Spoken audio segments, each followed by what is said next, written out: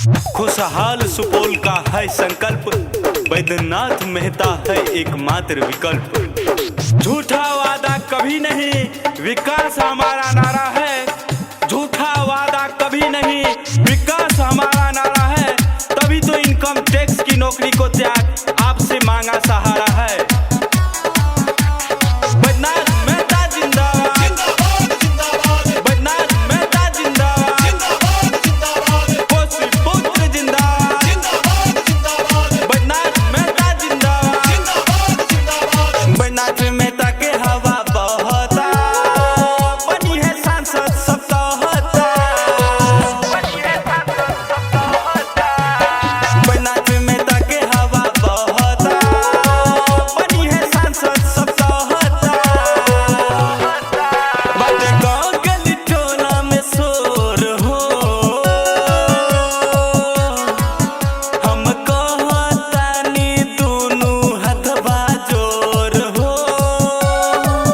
अरे इनके सांसद बनैया चाचा मोर हो, हम कहतानी दुनू हथवा जोर हो। अरे इनके सांसद बनैया चाची मोर हो। बुझवा चाची, यह चुनाव सिर्फ चुनाव नहीं होगा, सुपौल के विकास के लिए सिर्फ बटन दबाएंगे। यह चुनाव सिर्फ चुनाव नहीं होगा, सुपौल के विकास के लिए सिर्फ बटन दबाएंगे। नहीं दोहराएंगे पिछली बार के भूल को, अब की बार बैद्यनाथ मेहता को ही लाएंगे, बैद्यनाथ मेहता को ही लाएंगे। कवनो विकास के कमवा रही न अधूरा, रुकिए पलायन सब सपना होई पूरा।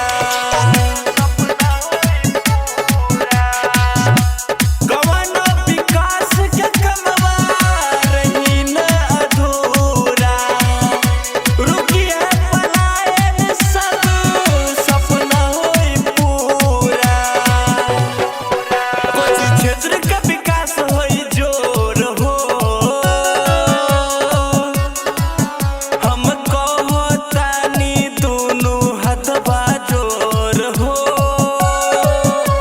अरे इनके के जीतैया भैया मोर हो, हम कहतानी दुनू हथवा जोर हो। अरे इनके के जीतैया भाभी मोर हो। नहीं भावना है अपने और पराये की, पूरा सुपौल ही मेरा परिवार है। नहीं भावना है अपने और पराये की, पूरा सुपौल ही मेरा परिवार है। आपसे सहयोग मिलेगा पूरा विश्वास है हमें, कोसी क्षेत्र के विकास के लिए हम सदा तैयार हैं। किसान और मजदूर के साथ निभाई है, गरीब लाचार लोग के हक दिलवाई है।